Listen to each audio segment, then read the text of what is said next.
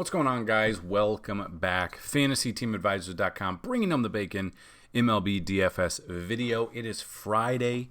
It is the last Friday in April. It is April 30th, and we are back with another, hopefully, helpful video for you. So I just kind of want to do a little short thing before we get into everything. So we've been doing, or when I say we, I've been doing this website, FantasyTeamAdvisors.com. It had a different name prior, but since 2014, like September, football season of 2014.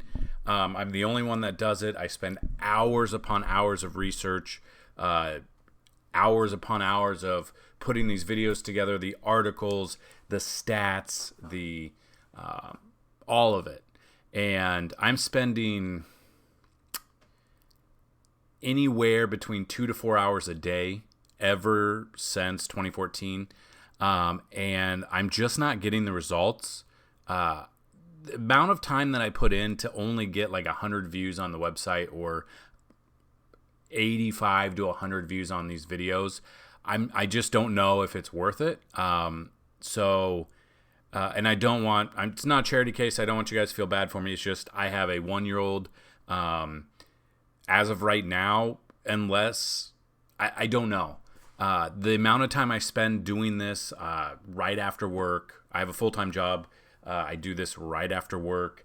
I do the next day's article the night before. I do a lot of things. Then I spend a couple hours each day. On weekends, I can't go anywhere until I get the stuff done. So what I'm going to do is I'm going to see how the next 2 weeks go. And I was thinking, give 2 weeks notice like you would in a normal job. If it gets going, okay, great. I'll continue it. If it doesn't, I'm thinking of stepping away from the daily aspect, meaning baseball and basketball, step away from that.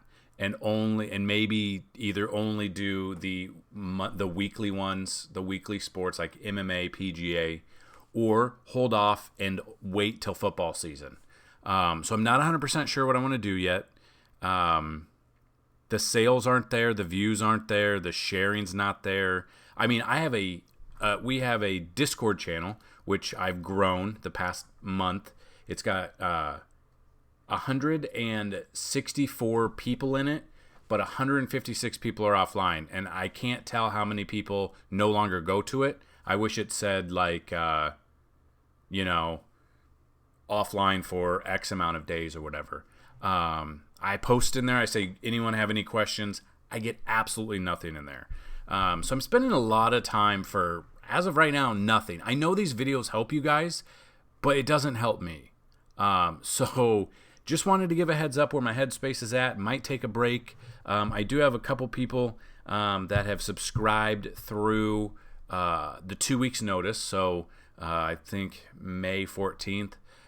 So if sales start to go up, if views start to go up, if sharing starts to go up, I will continue it. But as of right now, I mean, it's really hard to get motivated. Just getting demotivated and burnt out on everything that I do for very little.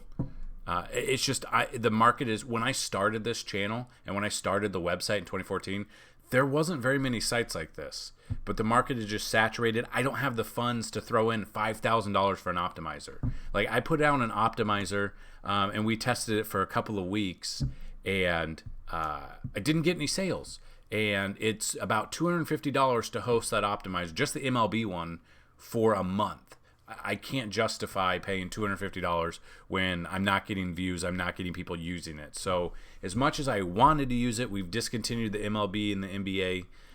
Maybe we'll revisit it when football season comes. I don't have the money to put in like, Fantasy Cruncher or Fantasy Labs, or probably Roto Grinders are ridiculously priced. But I just want to give that to you guys before we start. So I'll get off my soapbox now. Hopefully this video will help you. I'm sure I've already lost multiple people who don't want to listen to this. So if you are still sticking around, I know there are a few of you that have been with us for about 7 years. But yeah, so that's where my headspace is at. We'll see how the next 2 weeks go, and if it starts to pick up, I used to get 1,000 views a day. Now I'm barely getting 100. So we'll see how it is. If all else fails, we'll discontinue the daily, and maybe I'll just take a break until September. I don't want to. I've done this for 7 years, every single day for 7 years, but almost 7 years. So we'll see how it goes. Might be taking a break. My wife just started her own small business, and she's stuck with me through this 7 years. And if it doesn't work out, then I'm going to help her in her business. So without further ado, let's jump into today's slate. Let's get on a more positive note because, again, it is Friday. It is the weekend. So looking at weather here, we have a little bit, partly cloudy going on. We've got, 5% chance of rain here. And then at Boston at Texas, they're in a dome, so they're good there. We should be good. We are clear for weather for today, unless something pops up out of nowhere, kind of like what happened 2 nights ago with the Tigers at the White Sox. But what we're going to do is, if you don't know, we're going to go through every single pitcher on today's slate.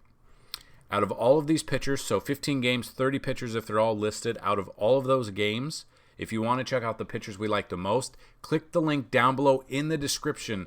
That is the article. That is where I'd like to see the views. So if it's helpful, click that link. If this video gets 30, I can't even get 30 likes on these videos to give you guys a Fanduel and DraftKings GPP lineup. I've been trying. I can't even get 25. So if this video gets 25 likes, I'll put a Fanduel and DraftKings GPP lineup out in the pinned comment section down below.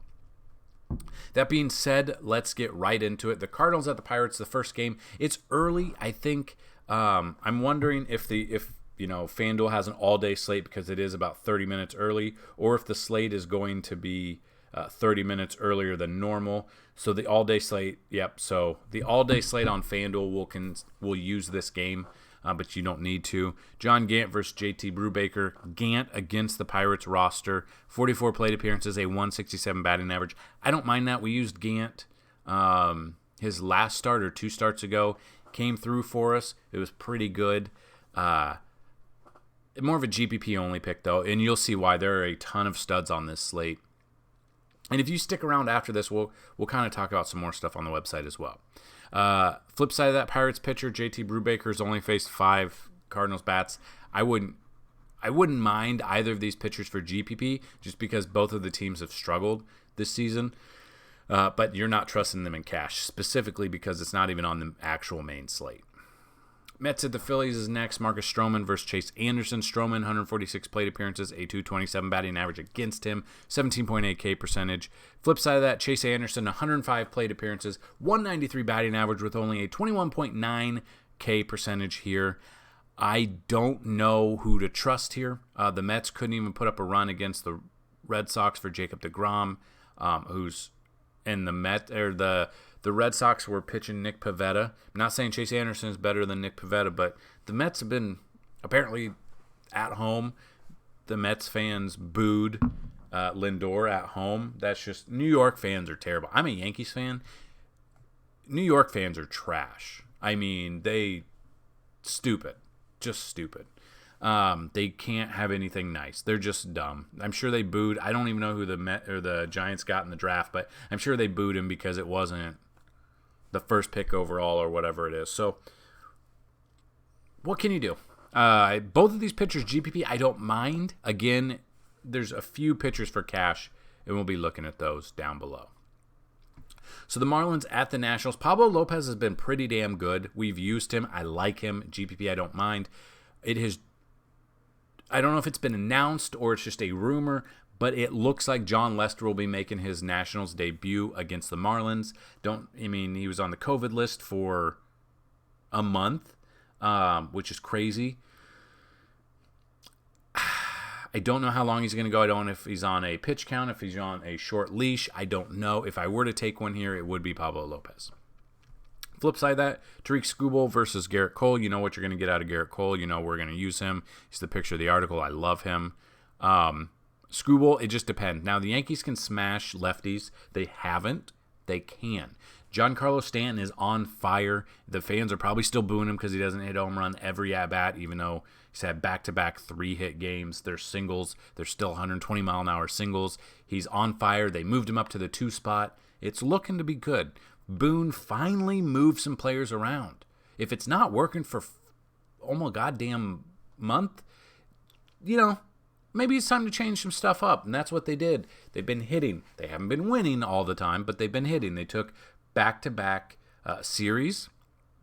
No, they split the Orioles series, yes. But they can hit lefties well. Judge should be back in the lineup. He had 2 games off, but then a game and a half, and then he pinch hit yesterday in their loss.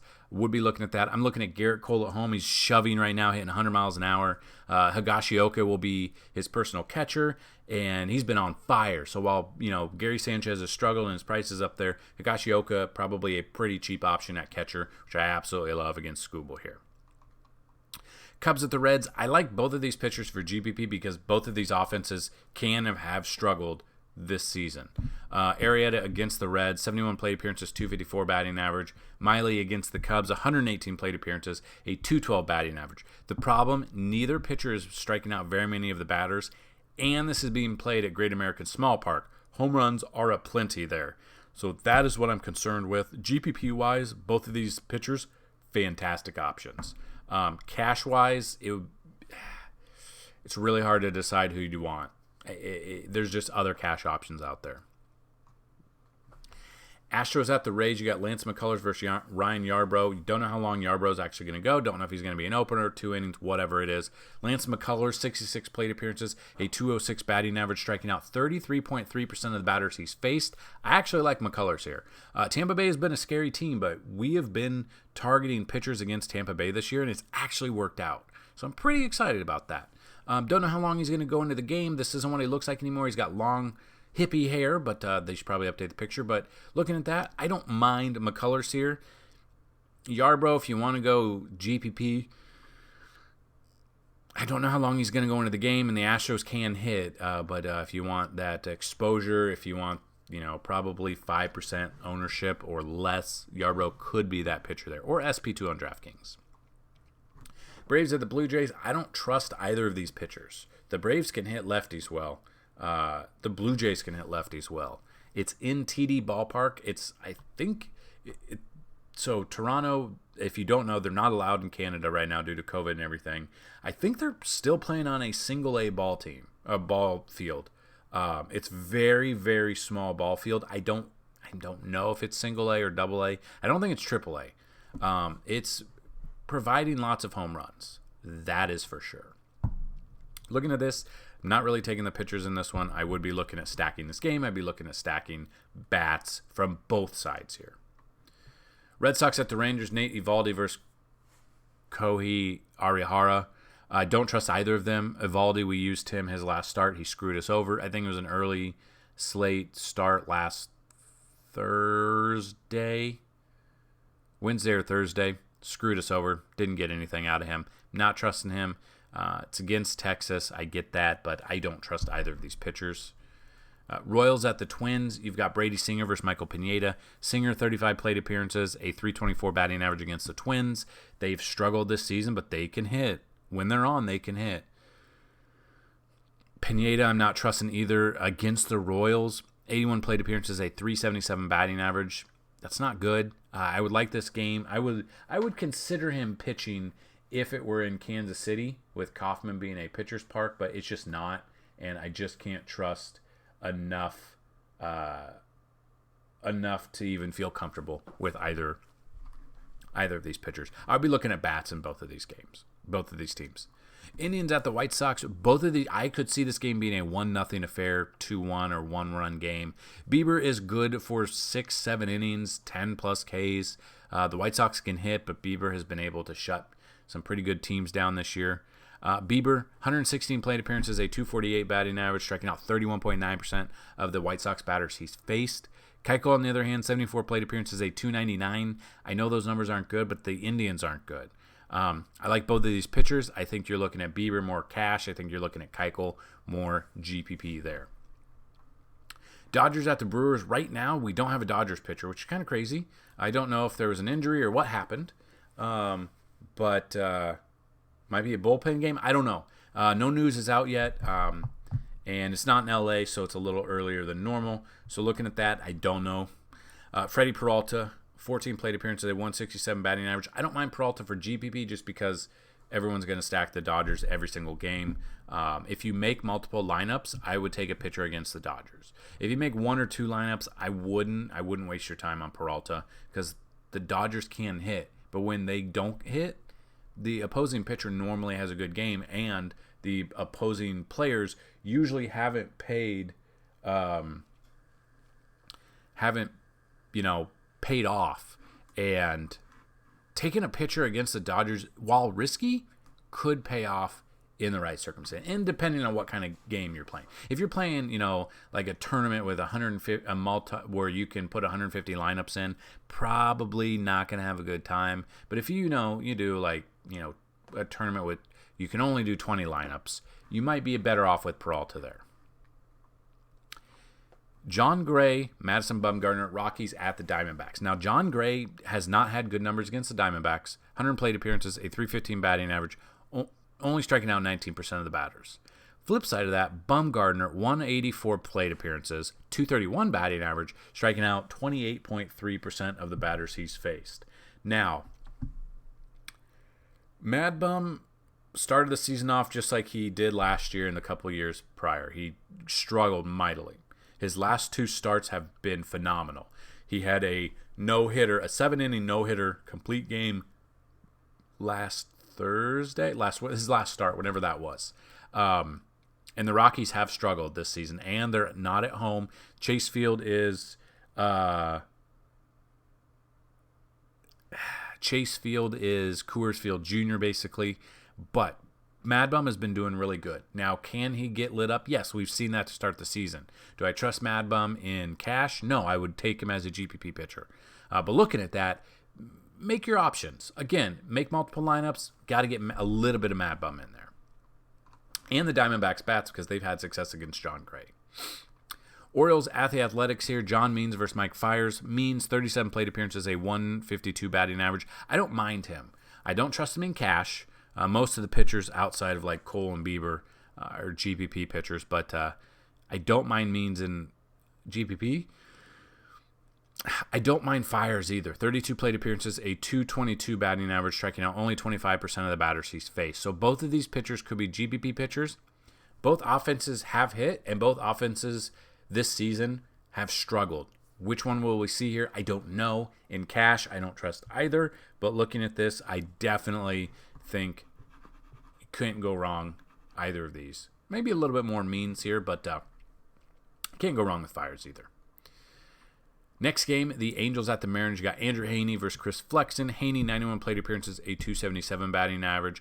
I like the Mariners bats a little bit more if Haniger is in. He's missed, I believe, 2 games. So that's something. And Heaney's not had a good season. Flexen, 2 plate appearances, 500 batting average. I'm not taking a pitcher against Mike Trout, Ohtani, Upton. If Fletcher's in there. Depends on who the starting lineup is, obviously. But I don't trust really either of these pitchers at all on this slate. There's better options out there. I'd be looking at some of the bats. I'd be looking at the BVP and see what bats have had success, and I would move from there. The final game on the slate is the Giants at the Padres. Petco Park is a pitcher's park. Logan Webb versus Yu Darvish. Webb, 23 plate appearances, a 368 batting average. Not trusting that. It's hard to take a pitcher against the Padres right now, as specifically if someone's given up a 368 batting average. I get it. It's only 23 plate appearances. It's still a high number. Yu Darvish, on the other hand, love him. Cash GBP does not matter to me. 74 plate appearances, striking out 20.3% of the batters he's faced, and only a 214 batting average. I don't mind that at all. That is where I would leave a cash or GPP pitcher, Darvish, and I would just probably avoid Logan Webb like the plague. So there you go, guys and gals. Those are the breakdowns of all of the pitchers. If you want to see the BVP, if you want to see matchups, we have that on the website. FantasyTeamAdvisors.com is the website. You can sign up. Today is the last day to use the promo code YouTube21 to get half off a month subscription. YouTube.com or FantasyTeamAdvisors.com/plans. Hit the month pass. Use promo code YouTube21. That gives you a month access to every sport offered: baseball, basketball, MMA, PGA, and NASCAR as well. So that is it, guys and gals. If out of all of those pitchers, if you want to see the handful of ones we do like the most, click the link down below. If you're on Twitter, please share that link. Tag us on Twitter. And let me know. So like I said at the beginning, 2-week trial to just kind of see how it's been going. If we don't get any sales, probably we'll hang it up until football season, and unless football season gets here and there's just no motivation. As you can see, I'm still very passionate about helping you guys. It's a lot of work for 7 years of my life. And not a lot of, I don't know. I guess I don't know. In the Discord channel, I have bots running. They give out tweet alerts for every sport in there. So anything from, Fantasy Labs, MLB, when they post the lineups, the tweet bot will tweet it out in the MLB section. Any news and notes for NBA, it helps as well. We had a lot of people join. Like I said, there's like 164 or 168 in there total, but there's only ever like 2 to 3 on. So I'm assuming people joined and then they left the channel. I don't know. I don't know if that's how that works, if you can see if someone's left or they just haven't been on Discord. So I post it. It should be down below. If you guys want to join it, you get some help there as well. The bots will help you. Would love to make it a community for every sport. We've got talking about sports cards. If you are into baseball cards, I've as you can see kind of back here, I've sorted everything out by teams. We have team boxes. There are autographs. There are one-of-ones. There are numbered cards. There are parallels. There's a lot of things for you. If you're interested in that, hit me up.